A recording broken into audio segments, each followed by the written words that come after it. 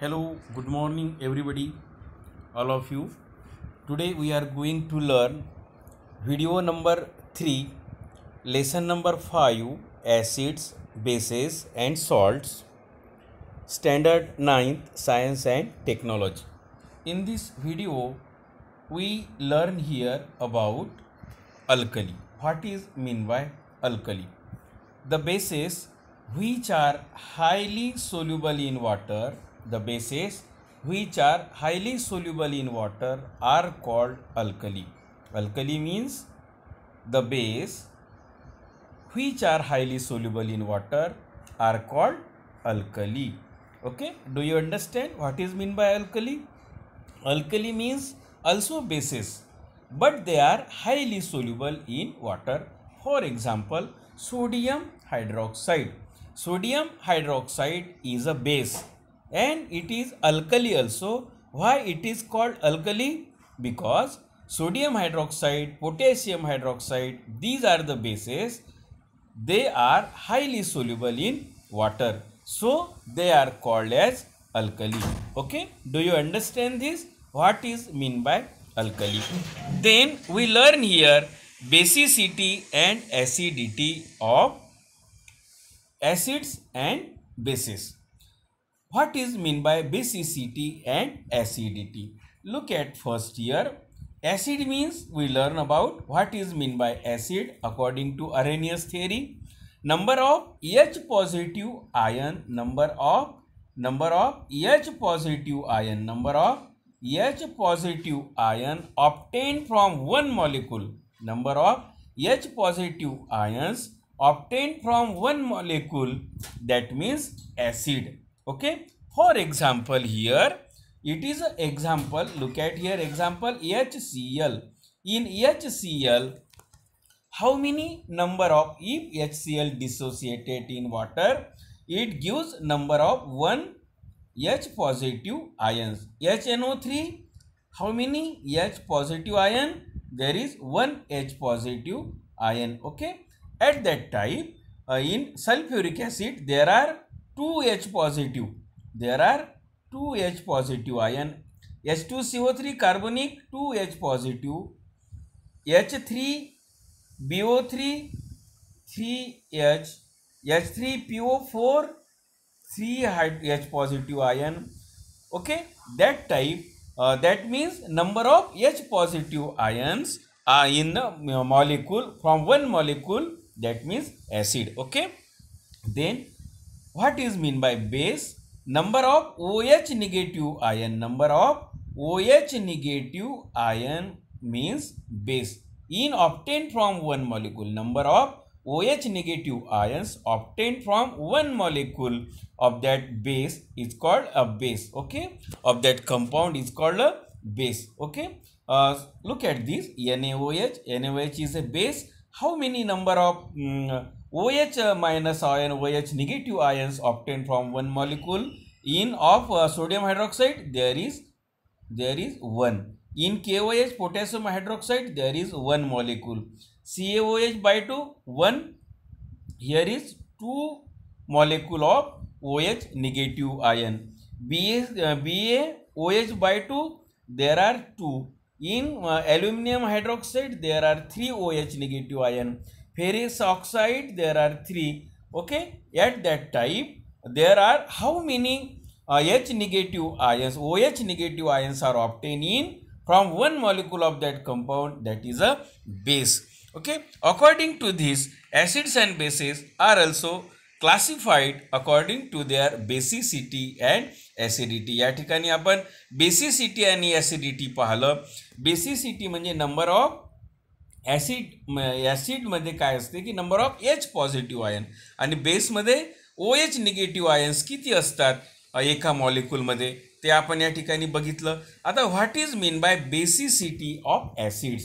Acids म्हणजे पाहिलं आपण, ॲसिड्स आणि बेस म्हणजे दोन्ही आपण पाहिलं की ॲसिड म्हणजे काय तर H पॉझिटिव्ह आयन आणि बेस म्हणजे OH निगेटिव्ह आयन्स एका मॉलिक्यूलमध्ये किती असतात ते बघूया. या ठिकाणी आपण बेसिसिटी ऑफ ॲसिड्स म्हणजे the number of H positive ions are obtained by dissociation of 1 molecule of an acid is called basicity. मग बेसिसिटी ऑफ ॲसिड्स म्हणजे एक बेसिसिटी ऑफ ॲसिड्स म्हणजे काय होते आहे की किती H positive ions after dissociation of 1 molecule of acid. म्हणजे एक मॉलिक्यूल जर ॲसिडचा डिझॉल्व होत असेल तर किती H पॉझिटिव्ह आयन्स त्यामधून तयार होते, त्यावरून त्या ॲसिडची बेसिसिटी आपण समजून घेऊ शकतो. त्याच पद्धतीनं ॲसिडिटी ऑफ बेसिस म्हणजे काय होते, the number of OH negative ions obtained by the dissociation of 1 molecule of base. एक मॉलिक्यूल जर बेसचा डिसोसिएट होत असेल तर किती OH निगेटिव्ह आयन्स त्यामधून तयार होतात, यावरून त्याची ॲसिडिटी ऑफ बेसिस आपण लक्षात घेऊ शकतो. तर आपण त्यावरून मोनोबेसिक, डायबेसिक, ट्रायबेसिक ॲसिड्स त्या पद्धतीनं बेसेसचं पण आपण उदाहरण या ठिकाणी घेऊ शकतो. जसं HCl आहे मोनो ॲसिडिक आहे. ओके, NaOH मोनोबेसिक राहणार.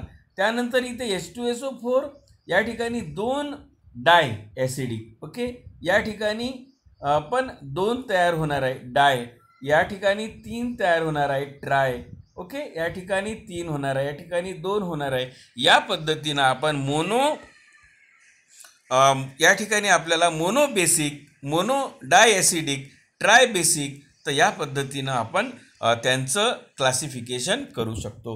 मित्रांनो, त्यानंतरचा मुद्दा या व्हिडिओमध्ये आपल्याला बघायचा होता concentration of acids and base.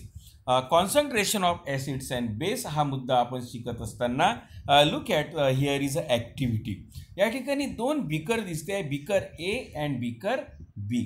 हे 2 बीकर घेतल्यानंतर आपल्याला एक लिंबू घ्यायचा आहे आणि त्याचे 2 समान जर आपण भाग केले, कट केलं सारखे भाग, तर आपण त्यांचे दोन्ही लिंबूचा रस यामध्ये काढू. आपण एका भागाचा ए बीकरमध्ये घेऊ आणि दुसऱ्या भागाचा बी मध्ये आपण बीकरमध्ये त्याचा रस घेऊ. पहिल्या बीकरमध्ये 10 ml पाणी घेणार आपण, 10 ml water in beaker number A and 20 ml water in beaker number 2. हे जर आपण घेतलं आणि त्याला आपण स्टिरिंग केलं, घोळलं, आपण त्याला मिक्स करून घेतलं, तर त्यांची जर टेस्ट घेतली तर what is the difference in the tastes of the solution. म्हणजे या ठिकाणी दोन्ही ह्याच्यामध्ये आपण सारखंच लिंबूचा रस घेतलेला आहे, पण पहिल्या बीकरमध्ये 10 ml पाणी घेतलं आणि दुसऱ्या बीकरमध्ये 20 ml घेतलं, तर त्यांच्या टेस्टमध्ये फरक पडणार काय? नक्कीच येस, टेस्ट इज डिफरंट, कारण यामध्ये 10 ml पाणी आणि यामध्ये 20 ml वॉटर आहे, त्यामुळे नक्कीच त्यांच्या टेस्टमध्ये फरक पडणार आहे. मग याचं काय कारण आहे? Why it is so? The taste is different. Lemon तर एकच आहे, पण त्यांच्या टेस्टमध्ये का फरक आहे? तर त्याचं कारण आपल्याला आपण या ठिकाणी अभ्यासू की although the quantity of the solute, आपण सोल्यूट घेतलं होतं, त्यामध्ये सोल्यूट म्हणजे जो पदार्थ विरघळतो त्याला सोल्यूट म्हणतो. तर या ठिकाणी सोल्यूट काय घेतलं होतं आपण? सोल्यूट घेतलं होतं आपण, लेमन ज्यूस घेतला आहे. ओके, लेमन ज्यूस घेतलेला आहे. Quantity of the solute is the same, बरोबर आहे. दोन्ही याच्यामध्ये लेमन ज्यूसची जी क्वांटिटी आहे सारखी होती. The quantity of the solvent is different. Solvent means water is a solvent. पहिल्या बीकरमध्ये आपण 10 ml पाणी घेतलेलं आहे, दुसऱ्या बीकरमध्ये 20 ml घेतलेलं आहे. म्हणजे यामध्ये सोल्यूट जे आहे, सोल्यूट सारखं होतं आणि सॉल्व्हंट मात्र डिफरंट होतं. हे लक्षात आलं आपल्या? सॉल्व्हंट इज डिफरंट म्हणजेच रेशो जो आहे त्याचं जे प्रपोर्शन असते, concentration of acid and base म्हणजे proportion of a solute in a solution. Proportion of a solute in a solution म्हणजे प्रपोर्शन, सोल्यूट जो पदार्थ विरघळतो त्याचं प्रपोर्शन जे असते त्यालाच concentration of solute in the solution असं म्हटल्या जाते. म्हणजे ratio of the quantity of solute to the quantity of the resulting solution is different. Okay, this ratio is larger for the solution in first beaker. यामध्ये याचं जे आहे पहिल्या बीकरमध्ये large राहणार आहे. ओके, आणि म्हणून या ठिकाणी आपण बघतो आहे की total solution of the second beaker is smaller and the taste is less sour. म्हणजे पहिल्या बीकर जी आपल्याला जास्त आंबट येणार आहे आणि दुसऱ्या बिकरची टेस्ट लेस सोअर येणार आहे, कमी आंबट येणार आहे. तर हेच आपण लक्षात आलं असेल की याला आपण म्हणतोय कॉन्सन्ट्रेशन आहे. पहिल्या याच्यामध्ये कॉन्सन्ट्रेशन जास्त होतं आणि दुसऱ्या याच्यामध्ये लेमन ज्यूसचं कॉन्सन्ट्रेशन कमी होतं. Okay, do you understand this? Let us take another. The taste of foodstuff depend upon the nature of the taste giving ingredient and the proportion in the foodstuff. म्हणजे एखाद्या अन्नपदार्थामध्ये कोणत्याही पदार्थाला जी चव येते त्याचं प्रपोर्शन किती आहे, किती प्रमाणामध्ये तो पदार्थ आहे, त्यानुसार त्या पदार्थाची चव आपण बघतो. एखाद्या पदार्थामध्ये साखर किती प्रमाणात आहे किंवा मीठ किती प्रमाणात आहे यानुसार त्याची चव जी आहे ते आपल्याला येणार आहे. Similarly all the properties of A solution depend on the nature of the solute and solvent and also the proportion of solute in the solution. The proportion of solute in a solution is called concentration of solute in the solution. तर या पद्धतीनं आपण concentration म्हणजे काय हा मुद्दा आपल्या लक्षात आला असेल. तर concentration in the solute in it solution is hi, it is concentrated solution. जसं आपण पहिल्या याच्यात पाहिलं होतं, पहिल्या बिकरमध्ये सोल्यूटचं प्रमाण जास्त आहे. ओके, पाणी त्याचं सोल्युशनचं प्रमाण जास्त आहे आणि सोल्यूटचं तर दोन्ही याच्यामध्ये सारखं होतं आणि म्हणून पहिल्या बिकरमधलं हे जे आहे कॉन्सन्ट्रेशन जे आहे ते जास्त आहे. तर वेगवेगळे युनिट हा मुद्दा एक्सप्रेस करण्यासाठी, दाखवण्यासाठी कॉन्सन्ट्रेशन ऑफ सोल्युशनसाठी वेगवेगळे युनिट वापरल्या जाते. जनरली आपण या ठिकाणी ग्राम पर लिटर वापरल्या जाते. ठीक आहे. त्यानंतर दुसरा जो एक मुद्दा असते मोल. द सेकंड युनिट आहे number of mole of the solute dissolve in 1 liter of the solution, that is called molarity of the solution. Okay, तर कशा पद्धतीनं आपण मोलॅरिटी लिहितो, जसं सोडियम क्लोराईड आहे, सोडियम क्लोराईडची मोलॅरिटी लिहित असताना आपण या पद्धतीने लिहितो आहे. ओके, या ठिकाणी बघा sodium chloride NaCl in bracket लिहितो आहे आणि 1 मोल लिहिलेला आहे. मग याचा अर्थ काय होतो, the molarity of this solution of common salt is 1 molar. Okay, या ठिकाणी मिठाचं मोलॅरिटी काय येते आहे, 1 मोलर येते आहे. तर हे अशा पद्धतीनं आपण लिहित असताना लिहित असतो. ओके, त्यानंतर या ठिकाणी एक टेबल पण आपल्यासाठी दिलेलं आहे की complete the following table of concentration of various aqueous solutions. या ठिकाणी आपण ॲक्वस सोल्युशन आपण काढत असताना कशा पद्धतीनं आपल्याला काढायचं आहे, सोल्यूट आहे, त्यानंतर क्वांटिटी ऑफ सोल्यूट आहे, volume of solution, concentration of solution. हा जर मुद्दा आपल्याला समजून घ्यायचा असेल तर आपण पहिलं जे उदाहरण आहे सोडियम क्लोराईडचं ते आपण समजून घेऊ.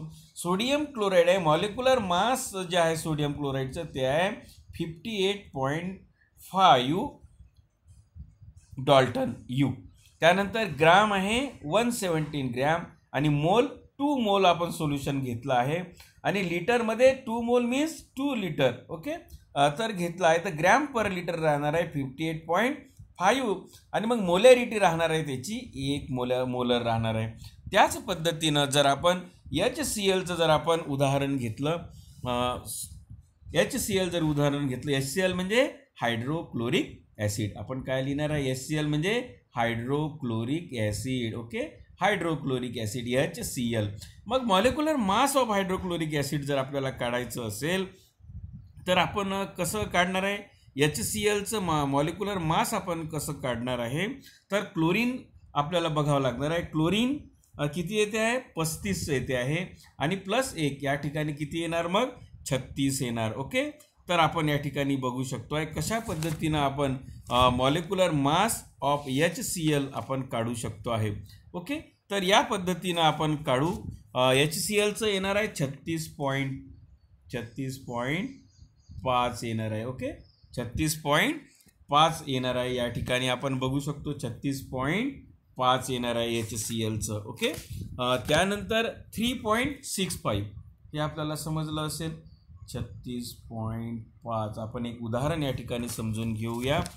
त्यानंतर 3.65 काय आहे, त्याचं डी मधलं येते आहे, म्हणजेच किती मोल येणार आहे, 0.1 मोलर सोल्युशन येणार आहे, 0.1 EM येणार आहे. या ठिकाणी मोल आपण घेऊया, 1 लिटर आहे तर 1 लिटरमधलं सोल्युशन किती येणार आहे 36.5 येणार आहे. ओके 36.5 म्हणजेच टोटल जे मोलॅरिटी आहे पर लिटर किती येणार आहे याची 0.1 येणार आहे. 0.1 मोलर आपण त्या ठिकाणी सोल्युशनची मोलॅरिटी आपण काढू शकतो. याच पद्धतीनं आपण sodium hydroxide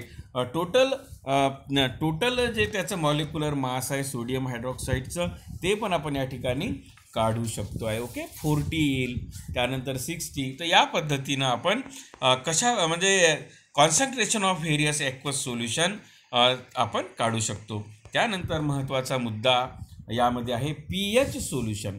what is mean by pH? pH म्हणजे काय? pH आपण या ठिकाणी अभ्यासणार आहोत.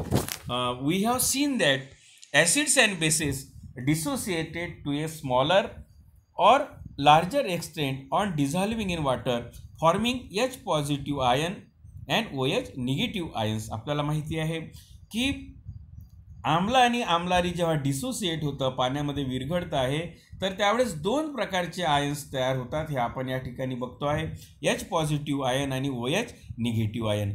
H positive and H negative ions are found in different proportion in all natural aqueous solutions. आणि हेच प्रपोर्शन वेगवेगळ्या प्रपोर्शनमध्ये अनेक नैसर्गिक द्रावणामध्ये सुद्धा H पॉझिटिव्ह आणि OH निगेटिव्ह आयन्सचं प्रमाण आपल्याला दिसून येत आहे. आणि त्याचमुळं काय होते that determine the properties of that solution. आणि त्यामुळे ते ॲसिड किंवा बेस ह्या गुणधर्म ते नैसर्गिक पदार्थ जे नैसर्गिक द्रावण असतात नैसर्गिक पदार्थ असतात ते दाखवतात. काय सांगतात ते determine the properties of that solution either acid or basis. For example उदाहरण आपण या ठिकाणी बघूया. Proportion of OH positive and OH negative ions divide soil. आपण मातीचं जर आपण pH काढतो आहे म्हटलं तर मातीमध्ये OH positive OH negative and H positive ions divide the soil into acidic basic or neutral. म्हणजे एखाद्या मातीच्या नमुन्यामध्ये सॉईलचं जर आपण एखादा पार्ट घेतला त्या नमुन्यामध्ये किती H पॉझिटिव्ह किती OH निगेटिव्ह आयन्स आहे त्यावरून त्या मातीचा गुणधर्म आपण सांगू शकतो either it is acidic basic or neutral type. Okay it is necessary for. हे एवढ्यासाठी नाही आहे केवळ मातीचेच गुणधर्म आपण तपासत नाही आहे तर ब्लडचा गुणधर्म blood cells have etcetera have the H positive ions and OH negative ions in a certain definite proportion for their proper functioning. Okay योग्य कार्यासाठी आपल्या रक्ताचं किती त्याचा pH किती आहे आपल्या पेशीमध्ये किती pH आहे त्यावरून आपण अंदाज लावू शकतो. त्याचं योग्य प्रमाण असणं आवश्यक असते. Fermentation other biochemical processes carried out with the help of micro organism can also many chemical processes require the proportion of H positive ion and OH negative ion to maintain with the certain limit. आपल्याला माहिती आहे की pure water also undergoes dissociation to a very small extent and gives rise to H positive and OH negative ion. म्हणजे पाण्याचं जर आपण pure वॉटरचं जर आपण डिसोसिएशन केलं तर आपल्याला असं आढळून येईल H2O आहे आपण जर त्याचं डिसोसिएट केलं there are two types of ions we find out there is a H positive ion after dissociation of water and OH negative ion. म्हणजे पाण्याचं जरी आपण डिसोसिएशन केलं आहे तर H पॉझिटिव्ह आणि OH निगेटिव्ह आयन्स आपल्याला दिसणार आहे. ड्यू टू द प्रॉपर्टी हे जे प्रॉपर्टी आहे डिसोसिएशनची पाण्याची due to this property of water to undergo dissociation there exist both H positive and OH negative ion in any aqueous solution. However their concentration may be different. म्हणजे याच गुणधर्मामुळं पाण्यामध्ये जेव्हा एखादा पदार्थ विरघळत असतो तर त्यामध्ये H पॉझिटिव्ह आणि OH निगेटिव्ह आयन्स आपल्याला दिसून येतात. ओके तर हा एक महत्त्वाचा गुणधर्म पाण्याचा आपल्याला दिसून येतो आहे. The concentration of H positive ion The concentration of H positive ion formed by the dissociation of water is 1 into 10 raised to the power minus 7 mole per liter at 25 degrees Celsius. याच पद्धतीनं at the same temperature the concentration of H positive ion in 1 mole solution of HCl. मग HCl मध्ये एका मोल मध्ये किती राहणार आहे, तर 1 × 10⁻0 मोल पर liter. On the other hand, in 1 mole of NaOH solution, the concentration of H positive ion is 1 × 10⁻14 okay mole per liter. Thus we see that in common aqueous solution the range of H positive ion concentration is very wide. म्हणजे 0 to 40. म्हणजे H positive ion ची जी range असते ही किती असते, 0 to 40 मोल per litre. Okay, तर याच पद्धतीनं Danish scientist Sorensen introduce a convenient scale of expressing H positive. यांनी सॉर्सेन यांनी जे H पॉझिटिव्ह आयन्स कॉन्सन्ट्रेशनचं जे मेथड काढलेली आहे हे इतकी महत्त्वाची आहे की कोणत्याही रासायनिक आणि बायोकेमिकल प्रोसेसेसमध्ये आपण pH स्केल मोजतो आहे.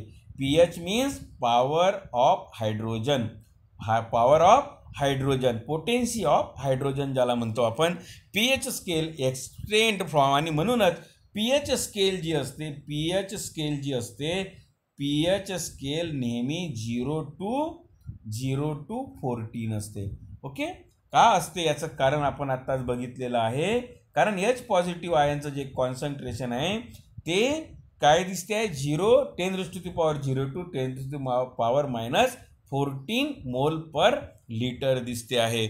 आणि म्हणून आपण या ठिकाणी अभ्यासतो आहे according to this scale, according to the pH scale, pure water has the, pure water शुद्ध पाण्याचा जो pH आहे, लक्षात घ्या, शुद्ध पाण्याचा म्हणजे अकॉर्डिंग टू ही जी pH स्केल आहे, पॉवर ऑफ हायड्रोजन ज्याला म्हणतो आपण किंवा पोटेन्सी ऑफ हायड्रोजन जी म्हणतो आहे, प्युअर वॉटरचा जो pH आहे तो किती असतो, 7 असतो. हे आपण लक्षात घ्यायचा आहे मुद्दा. According to this pH scale, pure water has a pH of 7. याचा अर्थ असा असतो की water has H positive ion 1 × 10⁻⁻7 मोल पर लिटर. लक्षात आलं हे. pH indicate a neutral solution. pH 7 indicate, pH 7 काय दाखवतं आपल्याला, neutral solution. This pH is a mid point of a scale. The pH of acidic solution, acidic सोल्युशनचा जो pH असतो तो लेस दॅन 7 पेक्षा कमी असतो आणि बेसिक सोल्युशनचा pH हा 7 पेक्षा जास्त असतो. यासाठी आपण हा टेबल बघूया मित्रांनो. Look at this table of pH of some common aqueous. या ठिकाणी आपण बघू शकतो आहे की प्युअर वॉटरचं जे pH आहे तो काय असतो, 7 असतो. पाणी आणि मिल्क 7 पॉईंट, म्हणजे ज्या ठिकाणी ॲसिडिक आहे, ॲसिडिक या ठिकाणी आपल्याला दिसते आहे 7 पेक्षा कमी असेल तर ॲसिडिक असतो आहे.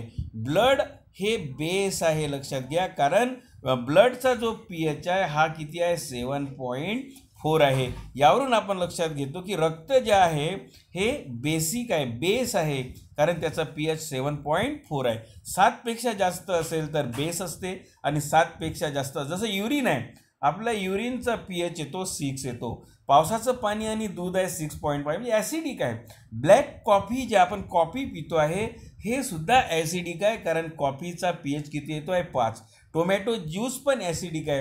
व्हिनेगर ॲसिड आहे, ते पण आपण या ठिकाणी बघतो आहे. गॅस्ट्रिक ज्यूस आहे, या ठिकाणी बघा तुम्ही, म्हणजेच 1 मोलर HClचा pH येतो 0. गॅस्ट्रिक ज्यूस, आपल्या शरीरातली ज्यूस जे आहे गॅस्ट्रिक आतड्यामध्ये 1 pH असतो. Lemon juice 2.5. तर या पद्धतीनं आपण हे स्ट्रॉंग ॲसिड आहे, जितका pH कमी 0 to आपण या ठिकाणी बघतोय की 1 पासून पाहतो आहे की स्ट्रॉंग ॲसिड आहे आणि 6 पर्यंत जे बघतो आहे की या ठिकाणी वीक ॲसिड आहे आणि 7 मध्ये न्यूट्रल होते आहे. त्याच पद्धतीनं बेसमध्ये बघतो आहे की सोडियम हायड्रॉक्साईडचं जे स्ट्रॉंग बेस आहे, sodium hydroxide is a strong base आहे, म्हणून त्याचा pH किती येणार, 14 येणार. त्यानंतर लाईम आहे, मिल्क आहे, टूथपेस्ट आहे, 9.5 टूथपेस्ट येतो आहे. ब्लड 7 हे बेस आहे. म्हणजे weak base, strong base, strong acid, weak acid आणि न्यूट्रल. तर हे आपण या pH वरून आपण समजू शकतो आहे. नक्कीच आपल्याला हा व्हिडिओ समजला असेल मित्रांनो. ओके.